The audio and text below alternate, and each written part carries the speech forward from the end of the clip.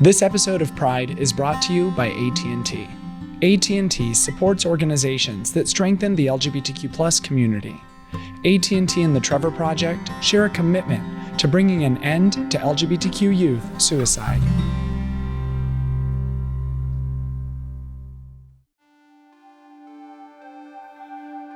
Oh gosh. I remember my memory kind of starts standing backstage, like on the side stage, and seeing, I was there with my manager, my former manager, not in a bad way at all. She had a baby and she left, and I'm like, get out of here. This place is crazy. And so being there with her is also just this wonderful thing. And one of my best friends in the world was helping with the string quartet. And so being surrounded by two of the people closest to me, side stage, in my rainbow shirt, holding the mic, and seeing Zed like playing his last song and realizing I'm about to go, peeking out to the crowd and realizing I'm about to walk on, like, not even just on the stage, but like down the runway, like down to like the middle of the pit, basically. My legs were shaking, and I just had that feeling of, which I often get, where you're not crying yet, but like there are tears coming out of your eyes, and I kind of like opened my eyes really wide, like no, and then just yes, and I just started like full crying. I'm like hugging my manager, and he finishes his set, and I just like am turning the corner and just looking around. It all almost looks fake because you can't even compute in your head that there's this many people all the way up to the nosebleeds, just people, real human people. And I have a hard time seeing a crowd and taking it as just a crowd. A lot of times I'm looking and realizing you're a person, you're a person, you're a person, you're a person. And when you're doing that like tens of thousands of times, it's very overwhelming. And yeah, I was in a full crying, mini meltdown before the first chord was hit. And when you played it and all of those people reacted, were you just like, here we go? Every single time almost every single time I get on a stage, I am so overwhelmed. And if anyone listening has been to my shows, you almost guaranteed you've seen me cry, like a full cry, like not like a cute, like, oh, sorry, I'm just getting a little emotional, but like, oh no, I'm sobbing now. Because, and for me, I think it goes back to the feeling of not being alone and the feeling of, I try to carry myself wherever I go. I try to carry whatever I am, whatever I've in the past, my hopes for the future, and right now, wherever I go. And so when I'm playing a show, I have that little kid with me that felt like, I remember when I was in, I don't know, second grade or something, we had to describe ourselves with one adjective. And I wrote unlovable, and they like called my parents and they're like, what's going on? And I don't even know that I knew what that meant, but I've carried that kind of sense of, and I think a lot of queer people that I know have had some version of that, of feeling so outside of, and so unacceptable, and so unnatural. And especially when that's given the voice of God, which I think is like one of the truest evils in the world, that really goes deep into a person's soul, really.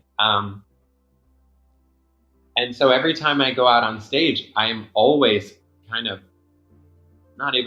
always so overwhelmed by like something that I just did, and now people are clapping, or people are crying, or people are smiling, or people are holding hands with someone, or people are reacting and having this emotional response. I get that back. Like that for me is such a mutual thing, and I try to bring that to every show I play. So just like all caps, bold, underlined, overwhelming. That's what that feels like to me.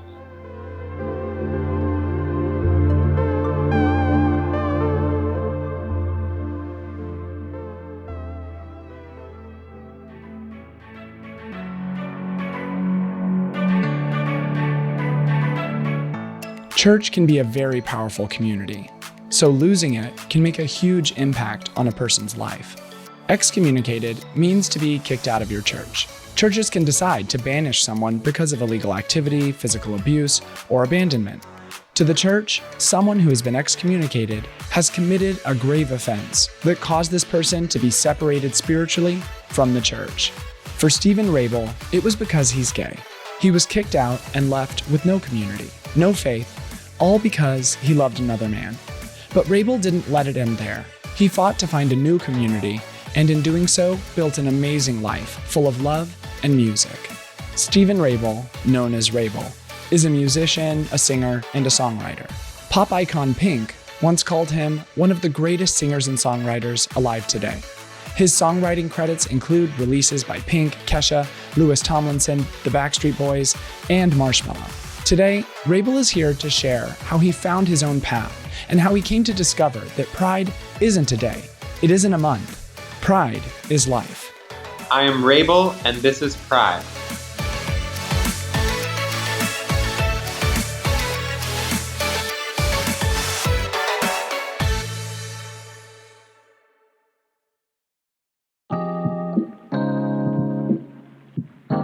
Before Wrabel was moving from one songwriting job to the next, he was moving from one state to the next. I was born in Long Island. I always joke that I was born into a U-Haul because we moved immediately. And we moved, I think before I made it to LA, I think we moved 15 times. And that's excluding within the same city moving, from an apartment to a condo to a house, back to a condo, back to whatever. So we were always on the go. I grew up, my biggest kind of chunks of time were in Northern California and Houston, Texas. As a child, Wrabel says he was a monster. He would throw tantrums and occasionally shoes. I got these shoes that I wanted, and then I was wearing them in the mall, and I started crying and screaming and threw the shoe across the mall. My parents were like, cool, cool, cool, cool, cool. Did they how did they react to that? They were just like, okay, I guess we need different shoes. Yeah, kind of. They were good sports. Wrabel has never had a good relationship with shoes, and that continues to this day. I don't know my shoe size. So anytime I buy shoes, it's 3 sizes. Let me try them on. Right now, if I was like, hey, I have a pair of shoes to send you, you'd be like, great, send a 9, a 10, an 11, and a 14. Pretty much. I'd be 9, 9.5, 10, 10.5. Well, I mean, there's a little variation. Shoes fit differently. I guess so. Like me, he was a kid who enjoyed sleepovers until it came time to actually go to sleep. Then he would call his parents and demand someone come and pick him up. And if he didn't want to go to school, he had a plan for that too. And I would leave my shoes at home so that when I'd get dropped off at school, I could be like, oh, I can't go. And they're like, what do you mean? It's oh, I don't have my shoes. Yes, many of his stories as a kid revolve around shoes. So I was kind of a bit of an oddball. This may surprise you, but when Wrabel wasn't throwing shoe tantrums, he was running away from piano lessons. So I started taking piano lessons when I was a kid. I don't know. I have no sense of time. But a kid, whatever age a kid usually is sent into music lessons, I did that. And I absolutely hated it. Hated it. Would cry, would call my mom, pick me up, would leave my shoes, the whole bit. I don't remember being super creative, within making stuff. I think I've always had some sort of, my head has always been a bit in the clouds. Wrabel wouldn't fall in love with music until he was 16 years old. But when he did finally fall, he fell hard. I had heard a record by this guy called Aqualung. The record's called Strange and Beautiful, and I bought it at Borders Books. And I bought it based on the cover. It was this sensitive looking British man, on a beach, and it was overcast. And I was like, ooh, cool. I want that. And I bought it. And it's one of those moments that you kind of, I remember, I can smell the moment, I can see the moment, I can feel the moment. I was in this car. My best friend was in the back seat. her mom was in the passenger seat because I only had my permit. And it was on a road called Westheimer in Houston. And there's a Shipley's Donuts in the little parking lot, like a little hut version of that. And as soon as I heard that record, it kind of was like the light bulb moment of like, I want to do that. Whatever is going on here, this is what I want to do. So he gave piano lessons another try, and this time he didn't leave his shoes at home on purpose. He took lessons through the worship leader at his local church, and soon he was writing his first song. And I found a lyric sheet the other day, and I want to like frame it because it's typed out like so official, and at the bottom it says copyright, like whatever year, 2006 or whatever, like Stephen Wrabel Music LLC, like I made up an LLC, like that's not real. But I guess I had Googled like, how do I make sure no one steals this? Because now someone's going to steal it. And Wrabel didn't stop at the piano. I started doing show choir, musical theater, jazz, piano, jazz voice, anything to try and find, what do I really want to do and what am I good at? He discovered that playing music was fun, but what he really wanted to do was create his own music. And that's where I kind of started, like you said, really falling in love with not just music, but with creating. And when it came to creating, that's kind of what really like turned me on creatively, was that you could sit at a piano, and I still to this day don't know where things come. It's just like stuff. Some days it just doesn't happen. And sometimes something just comes out of your face where you're like, where on earth did that just come from? And I just think it's such a magnificent, magical thing with any creative, I talk to people that are graphic artists, and I find it's a similar kind of thing. There's different types of creating. I think some people do from like a craft and but for that floaty muse thing, it's that really like gets me going every time still to this day. I'm like, where, on days where it's not there, I'm like, where did you go? How could you forsake me? And on days where it's there, I'm just like, where are you? And will you stay, please?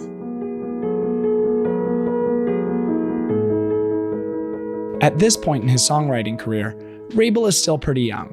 So where is he pulling inspiration from in order to create these songs? The first song that I just referenced with the lyric sheet was completely about unrequited love. I tend to gravitate towards unrequited love in my writing, and I have wondered before, even looking back to like my first song that I wrote, like, was I subconsciously even tapping into like starting to realize like, oh, I'm gay, and like I have a crush on so and so, and they definitely don't have a crush on me. And I often wonder, like, was I tapping into some weird thing that I didn't even necessarily have the words for, or have the emotional maturity to put on the table and look at. But yeah, I was just kind of writing about kind of nothing and kind of just following whatever was coming out of my mouth. When it comes to processing feelings and emotions, Wrabel says it's easier to put all his thoughts into a song rather than talk it out with his family or friends. It's almost easier for me sometimes to be like, well, here's a song. And then people are like, are you okay? And I'm like, now I am, I think. It's like some sort of like therapy to get through it, right? Like totally. Like when you put it out to the world, you're telling someone, and then they can react to that and kind of help you, I suppose, navigate whatever things you're dealing with in life. Yeah. And I appreciate you saying that, because that's for me, like, very, very true. And I think the coolest thing for me, and maybe if I don't have a big mission statement or whatever, but if I did, it would be something about wanting to make people feel like they're not alone in whatever they're going through and whoever they are.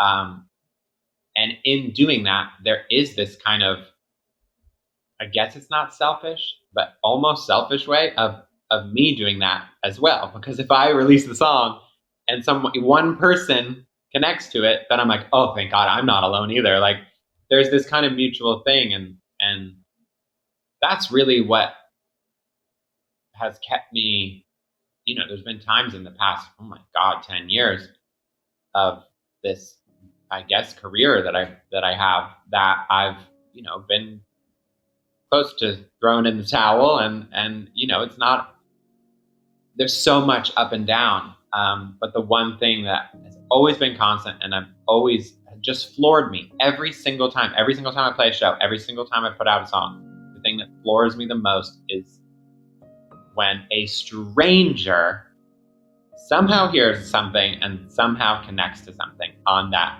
heart, gut, human level. That to me is miraculous every single time. And I hope no matter how many things I do or how many shows I play or whatever, I hope, I don't think that will ever stop surprising me and just flooring me.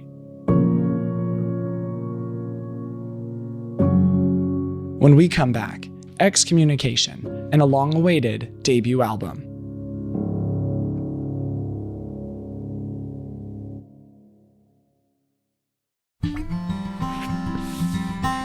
This episode of Pride is brought to you by AT&T. AT&T supports organizations that strengthen the LGBTQ+ community. AT&T and the Trevor Project share a commitment to bringing an end to LGBTQ+ youth suicide. Here's a way that you can help support the Trevor Project with AT&T. Every time you post on Instagram or Twitter, use #TurnUpTheLove. AT&T will donate $10 to the Trevor Project, up to $125,000. So start using the #TurnUpTheLove today, and let's help the Trevor Project with AT&T. Since 1975, AT&T has been a proud ally to the LGBTQ+ community.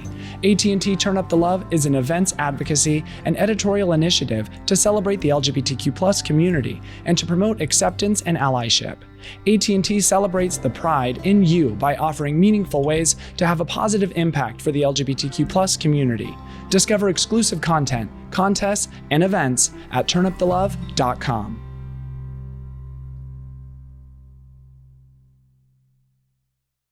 Welcome back. Today we're talking to Wrabel, an American singer and songwriter. He's collaborated with artists like Ellie Goulding and Adam Lambert, and has an album coming out later this year. Before the break, Wrabel shared how important music is for expression and for working through difficult emotions. But sometimes, the best feelings come from performing live.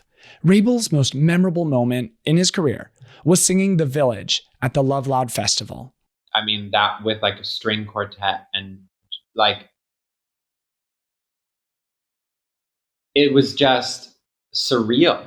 And I remember like I was crying before the song even started. Like just walking out on that stage and seeing that many people, and like the spot that I was given between like Zed and Imagine Dragons, they're like, "Oh, this is when you're playing." And I was like, "What?" I was like, "Are you sure? Like, did somebody mess up?" LOVELOUD is a foundation and festival created by Dan Reynolds and powered by AT&T. It aims to bring communities together to talk about what it means to love LGBTQIA+ youth unconditionally. Seeing all these kids and their parents there to just kind of back to that thing of you're not alone. Like when you fill up an entire stadium with people that have felt outside of, or felt other, or felt evil, or felt wrong or dirty, and their parents who are trying to just help navigate, like, I don't know what to do, but here we are because this seems like a good thing. In the context of all of that, getting to perform that song in that way, at that night, as the sun went down, like, that was just one of the most magical. I still have the shirt. I saved the shirt that I was wearing, just to kind of never forget what that felt like. It's important for people young and old to feel like they have a space where they belong. Again, it's miraculous, and it's so, I think, important to leave space for those moments. And something like LOVELOUD, where it's a whole entire festival of that. Like, how cool is that? That's why it's like Pride Month. It's like Pride Month is every month, every day is Pride Month. Like every life, it's Pride Life. Like, I just think it's really important to grab a hand around you, and I think it's a lifelong thing of just like constantly coming out, constantly learning about ourselves, and constantly looking around us and celebrating and lifting up. And that's one thing I do love and really feel and see in Pride Month is people lifting each other up, and whether it's even something as simple as making a playlist, like here's a bunch of queer artists that are awesome, even something like that, like that's so cool. Like, yeah, like, you know, lift it up, shine anybody got a spotlight, like shine it all around, because there's so much goodness out there. And I think it really helps people. It helps me.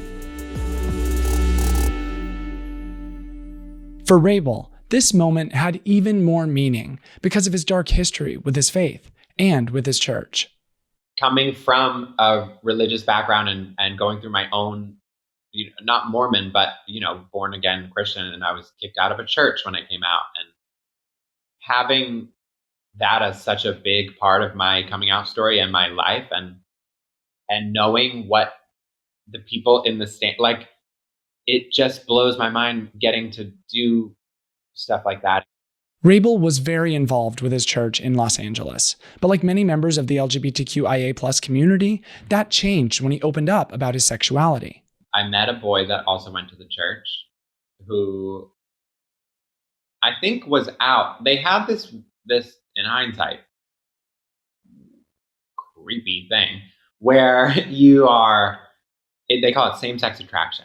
They labeled being queer as a problem that could be overcome. Wrabel says people were brainwashed into thinking conversion therapy was a beautiful journey.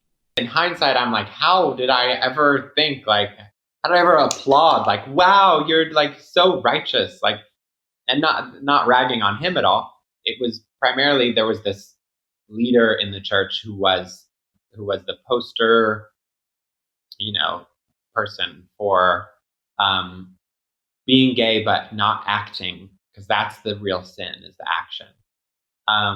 And so I came out into that. I came out to that leader in the church, in his apartment, listening to Kate Bush, This Woman's Work, chain smoking, parliaments, drinking an Arizona iced tea. And I thought I was going to die the next day. I called one of my best friends who made it out of the church with me, and she came over and was like, "You're not going to die. Like, you're okay. Like, we'll figure this out." And it sent me on such a chase of meaning.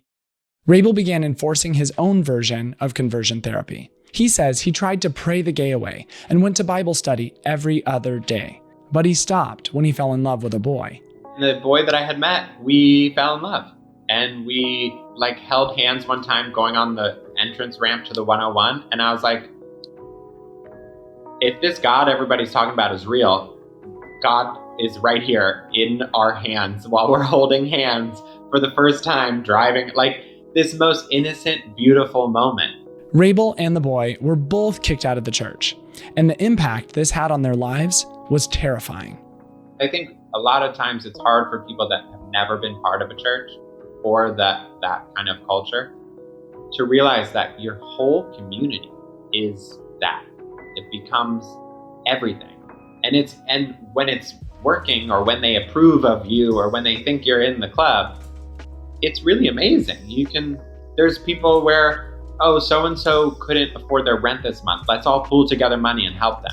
Or so-and-so is sick. Let's go bring them all this stuff. Or so-and-so needs this. Let's go do that. And there is this beautiful community. So when that's completely taken away, it kind of amplifies that feeling of there's something wrong with me. I'm like disgusting, I guess, because they don't even want to like be around me. Like this disapproval, and then the big old cherry on top is that it's all done through the voice of God, who you've grown up and spent your whole life dreaming of, this creator that makes the flowers that lean towards the sun, and every speck of sand on the beach and all this stuff. And when that power is given to this, whatever the phrase is, you're not welcome here.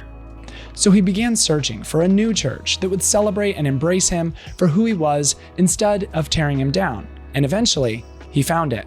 We went for the first time, and they had a trans person leading worship, and I was just like sobbing, like looking around this room and seeing all these people that have been through probably worse than what we were, and all still searching for meaning, for love, for light, for hope, for community.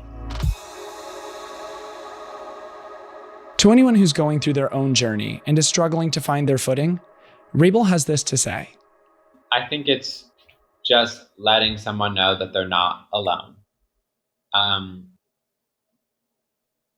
Because I remember feeling alone. I remember feeling like I'm the only person in the entire universe who is realizing, oh my gosh, I'm gay. Oh no, I can't be this. Where is it in me? What happened to me, or what am I going to do? And it took me years to process through that. And then after that, it took me years to come to a place where now I have a rainbow arch painted in my apartment that I walk through every single day of my life. So I think whether it's just as simple as somebody who went through a breakup and they hear a song and they connect with it on that level, or it's someone that's queer and feels like they're the only queer person in their house, their town, their country, the world, those are such valid feelings, because it really can feel like that. And I just hope that something connects and just lets one person, if one person is like, oh, I relate to that, that's kind of enough for me to be like, cool, I'll keep going. Thank you. You're like, I have done my job. I did it. The actual Lord's work. Helping people, right? Yeah. And connecting. That human connection, I think, and coming out of the church and in kind of searching for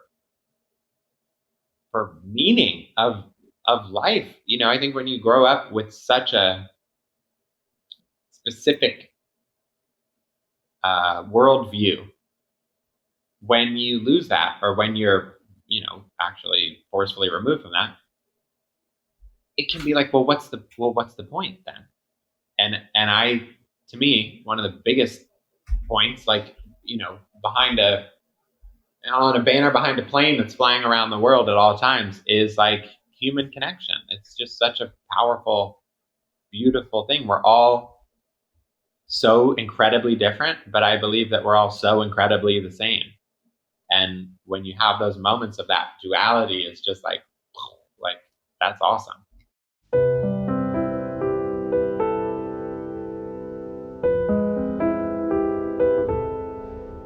Wrabel has co-wrote songs for a slew of pop icons, but he's about to go through a huge milestone in his own career.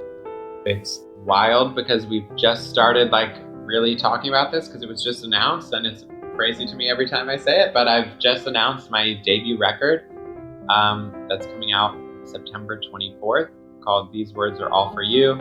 And this record just means so much to me. It's something that I've been working on for 8+ years. It's something that I thought would have come out a few times, 2 or 3 times. Wrabel was signed to a record label called Island Def Jam in 2012. Here, he put out a song with Dutch DJ Afrojack, and it was an international hit. He had an album in the works, but his label encouraged him to get music out faster by just releasing an EP. At that time, that was an amazing problem. I was like, that's not a problem at all. Something's happening. Fast forward to my second record deal. We put out a song called 11 Blocks. It started picking up. Scrapped the album, put out an EP. And that time I was a little bit like, oh, wait a minute. And it's still an amazing problem to have, but I had these songs that were haunting me, quite literally. And I moved out here to be an artist. I moved out here to release an album. I love what an album does. I love the room that an album holds. I love that there's room for a 2-minute long song. I love that there's room for a 7.5 minute long, ballad, the slowest song that you've ever heard. And I love that there's room for every color and every emotion and every kind of story. And so I've been holding on to this hope and this dream since I landed here, really. and through all my professional adventures. Wrabel knew being an independent artist was a risk. He wouldn't have the support of a label to help his music get out into the world, but he knew he didn't want to keep producing music under the current circumstances. I didn't want someone else to be in control of my life, it feels like, my creativity. So he did the only thing he could think of. He started his own label. And so I made a record label called Big Gay Records, half as a joke. And we started just releasing songs. And in 2020, kind of when everything shut down, I partnered Big Gay with a company called Network and got to talk with them about kind of what I wanted to do. And it was the first time I had a really candid conversation of being able to just say, like, this is what not even what I want to do, but like, this is what I'm doing. With his new freedom, Wrabel was able to focus on what he really wanted, to put out an album. I'm just so excited. We just got the mastered album like last week, and listening to this body of work, and it's so much more hopeful than my first. I thought my first album was going to be a breakup album about like the first boy that broke my heart. And like, he's on there for sure, but I'm in many ways I feel like a different person now, and I've been sober, unsober, and back sober again since that first record was made, and I've traveled the world for the first time, and I've had a few relationships. I'm now in love, and I'm so thankful in hindsight, seeing everything, that this is when it's happening and this is how it's happening. I was able to tell all the stories that I wanted to tell in the way I wanted to tell them. It sounds like me, it feels like me, the visuals look like me. I've gotten to work with some of my best friends, and it's just been the coolest experience that I've kind of ever had as an artist, to kind of be like, I'm deciding all this stuff. It's a lot of pressure. But it feels so cathartic and so empowering to be like, oh, this is mine. It really is mine. His album, These Words Are All For You, will be released on September 24th of this year. But you can listen to his newest single from the album, Nothing But the Love, right now. To find out more about the album and future releases, follow Wrabel. You can find me on Twitter and Facebook and Instagram. It's at Wrabel. And on wrabelmusic.com. We just announced a tour at the end of August, as well as a record release show September 23rd. But I'm always, Instagram is like my kind of, that's where I'm usually there. I'm usually there. And my dog Super is usually there too. I just want to say happy Pride Month to everyone, and happy Pride year and life and world to everyone. And I'm sending you so much love. And literally no matter what, you're not alone. It's actually a fact.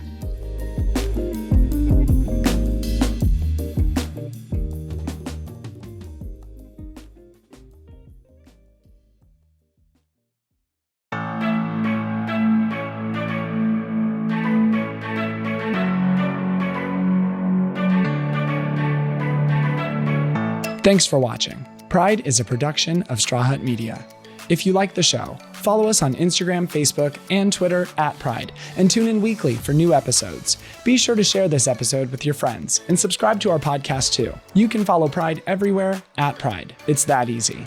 Pride is produced by me, Levi Chambers, Maggie Bowles, Ryan Tillotson, and Caitlin McDaniel. Edited by Sebastian Alcala and Daniel Ferreira. Sound mixing by Sebastian Alcala.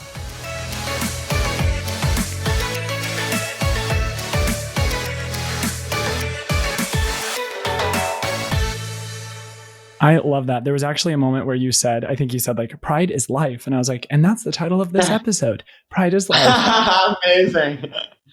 Pride is life. Straw Hut Media.